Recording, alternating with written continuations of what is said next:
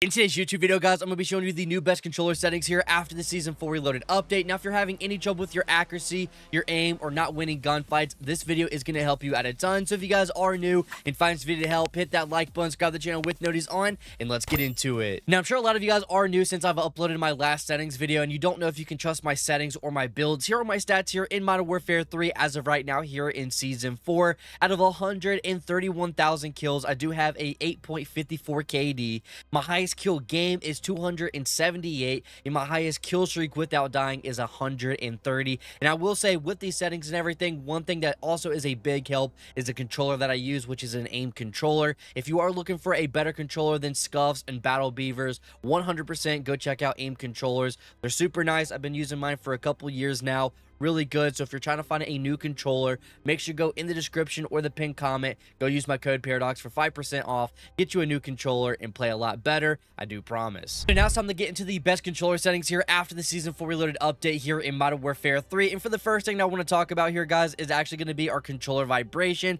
I'm going to tell you guys, I've said this in every single settings video that I've made. Make sure you are playing without vibration. I'm telling you, it's going to help you play so much better.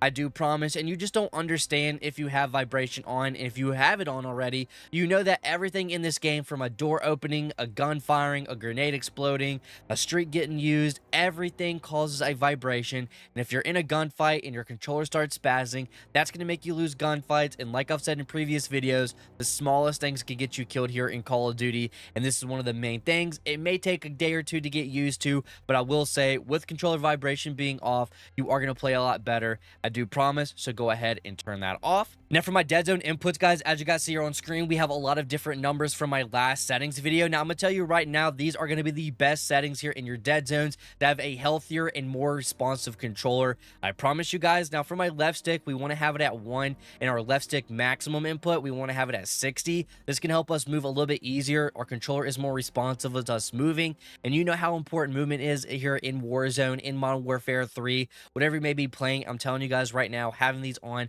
is going to help you out a ton with moving. And then for our right stick minimum input and our right stick maximum input, we have it at 2 and 75. Now having it at 2 is going to allow us to have really good sensitive aim, but also not make it where we have aim drift. And also with that right stick is going to help out a ton, making it more responsive, which is awesome. And then we have our left trigger and right trigger, with me using the bottom triggers, which I'm sure most of you guys use as well. So you don't have to press down as hard on it. It's more sensitive and everything. So again, having these more sensitive and having it healthier is going to make you a better Call of Duty player. Next, guys, we have our aiming settings here in our controller settings, which we have a horizontal and vertical sensitivity here, which I have it at 7.7 still. I'm not going to change it. A lot of people are around this number as well. We have a lot of people at 5.5, 6.6, 7.7, 8.8. I don't really see anything higher than 8.8 here. A lot of pro players are using about 7.7, 6.6, so I have mine at 7.7.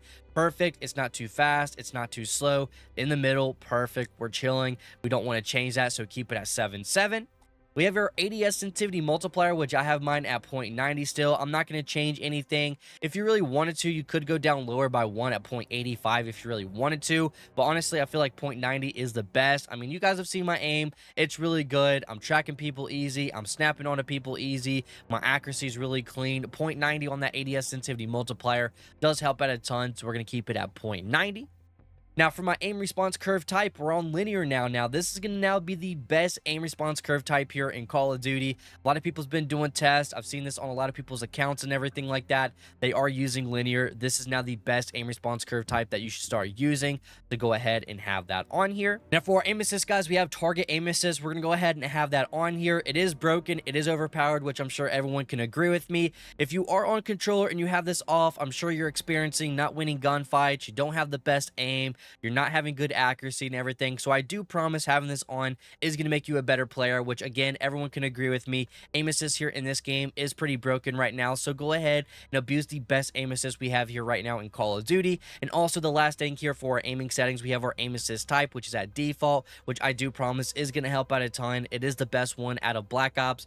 You don't want to use focusing. You don't want to use precision. Black Ops did get nerfed, and also every pro player is starting to use default, so that should tell you something. So go ahead and have this on default. Now for our gameplay settings here, we have our automatic sprint, which you have it on back on automatic tac sprint. I'm telling you, with the automatic tac sprint and having the dead zone inputs that we have on here, I'm telling you, if you are trying to be aggressive, more aggressive, or learn how to be aggressive, these are the best settings to have on. They're going to make you more aggressive. You are definitely going to see more kills because you're moving faster around the map and everything. I do promise, having on the automatic tac sprint and the dead zone inputs that we have here right now, I'm telling you, you are going to be playing a lot better. I do promise you want to have on automatic tac sprint.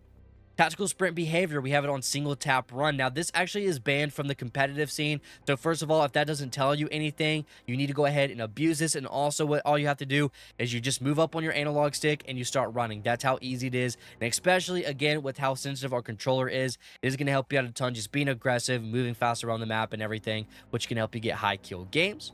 Now for our mantles, we have ground mantle, automatic airborne mantle, and automatic ground mantle / hang. We want to have these off. Now if you're a person that jumps around a lot in your gunfights and everything, I do it as well. Now what this is going to do really is if you're near a box, if you're near something that you can jump over, a car or something, if you jump near that, it's going to automatically jump onto that. And if you're in a gunfight and that happens, you're going to lose the gunfight, so we want to have these off here. And for the final thing under our gameplay settings, we have our slide and dive behavior, which I think only slide is important here in multiplayer, just side canceling. And you could have it on hybrid, so you could dive and slide if you really wanted to. I feel like slide only is the most important thing here, just a slide cancel on the map. So we're going to have it on slide only. Now we're here in our graphic settings now, and the first thing I want to talk about here is under our view settings here, which is our field of view, which is super important that you have this on 117 and do not go any higher than 117. Now what this is going to do, if you have it maxed out at 120, it's actually going to cause a little bit of input delay and a little bit of delay on your screen at some times. We don't want to experience that, so we're going to keep it at 117. And I'm telling you, the human eye cannot tell the difference of 117 field of view and 120. You cannot notice, so you cannot say that you notice a difference between the two. So make sure to have this on 117. And for the next thing here, we have our ADS field of view. So what this is going to do, we have it on affected. Now I've talked about this a few times. You have affected and you have independent. Independent is when you aim down sights and your camera zooms in with the iron sights. Now if a weapon has visual recoil, you are going to see a lot more of that, so we don't want that. And also, to be honest, if you have it on affected, if there is a little bit of recoil on the weapon, it is going to make it a little bit more calm and everything. So a lot of people say, hey, you know, I used your no recoil build, but I have recoil and everything. I have recoil on my weapon, but it just doesn't look like I have as much because of the ADS field of view I have on, the weapon field of view, and the field of view that I have on here. So make sure to have these settings on. It is going to make weapons look like they have no recoil. The visual recoil gets calmed down a lot on it. So have it on affected here, and also have it on wide on the weapon field of view. Again, making the weapon more smaller, making the visual recoil and the recoil look is not as bad. So we're going to have it on wide. Now jumping down to our camera settings, we have our world and weapon motion blur. We want to have this off. We do not want our game looking nasty and blurry and everything. And believe it or not, having this on blurry on and everything, you could overlook people. You could not even see people with how the weapon in the world looks blurry if you have this on. So make sure to have it off. Again, we do not want our game looking nasty and blurry, so make sure to have this off. Film grain, we have it on 0.00. We want it all the way down to 0. We do not want our game looking grainy. We don't want it looking nasty. We want it nice and clean, so make sure to have it on 0. And for the final thing here, we have our first person camera movement, which we have it at 50%. Now if you're someone that's going to be moving around a lot, your camera moves around a lot, goes crazy, we don't want our motion sickness and everything to go crazy and everything, so we're going to put it at 50%. Now, here in our audio settings, there's nothing too crazy I want to talk about, but there is a few things I want to show you that you could change to make your audio a little bit better and easier to hear here. The first thing is going to be the audio mix, which you have at headphone bass boost. Make sure you have a headphone. Make sure you're using earbuds or something when playing Call of Duty. It does help out a ton, especially having on headphone bass boost, making the game louder, hearing footsteps clear and everything. They did actually just nerf them here in the Season 4 update, so make sure to have this on. That's really important. Now, we're dropping down to our master game volume next, which I have mine at 40, which I have my PC settings on different, so it's actually louder than it actually is, so I have to turn it down a little bit here. But the only two things that you should have here in your game volume, in my opinion, is going to be your dialogue volume and your effects volume. That should be the only two things that you have on here. I'm not really a huge fan of the music in this game, and especially like the cinematic. If something's going crazy, the music's going to start going on. That might make you nervous, so go ahead and turn that down. But again, these should be the only only two things that you should have on here for your game volume, in my opinion. Now, for the final thing that I want to talk about here, we're actually going to go all the way down here, and we're going to actually talk about our tinnitus sound. Now, we're going to have this on. Now, what this is going to do is if like a concussion gets thrown at you or a flashbang, that shining, screening noise, that's going to go away. It's going to reduce that a little bit, so it's not making your ears ring or anything like that. So this is actually a new thing that they have here, to make sure to have this on as well. Very important. And then get into our final thing in our settings here, which is our interface settings. There's only a few things I want to change here, and I want to talk to you about here. The first thing is going to be our mini map shape. We do want to have it on square. I'm not going to go in depth with it. All you need to know is the square map is giving you more coverage of the map. You get to see more of the map on your mini map if you have it on square. Do not use circle. So if you're using an advanced UAV and a UAV, you are going to be able to see more what's going on the mini map. So make sure to have it on square. Now, for me, I have the horizontal compass off. I'm not really a huge fan of that. You could have it on, it can't tell you, northwest, north, south, whatever they may be shooting at. I don't like to have that on, in my opinion. I just think it's a waste of a spot on the HUD, so I'm going to go ahead and turn this off.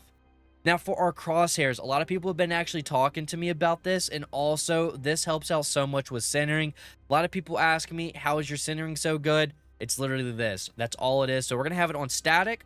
We're going to have the center dot on, and we're going to have the center dot scale on larger. We don't need the largest one. We just have the one in the middle. This is going to help out with your centering. So if you're quick scoping or if you just need help centering your weapons, this helps out a ton. So make sure to have it on static, on, and then larger. Trust me, it will help out a ton. And then for the final thing that I want to talk about, player names. You do not understand how important this is. If someone has a long name, and especially having a clan tag, there is spots around the map that you could actually see through the walls and everything. This game is kind of buggy, and there are so many wall spots in this game. It is insane. So you can actually see people through objects and everything, especially having on full name. If they have a long name, a short name, whatever it may be, you can't see people super easy. If they're laying in grass, if they're laying in dirt or something, it is super easy. And honestly, the players' names with the full name is honestly a cheat code. But in my opinion, these are the best controller settings here after the Season 4 Reloaded update here in Modern Warfare 3. So go ahead, copy them down. Let me know in the comments if there's anything that you changed here that made you better. And also let me know if you drop any high kill games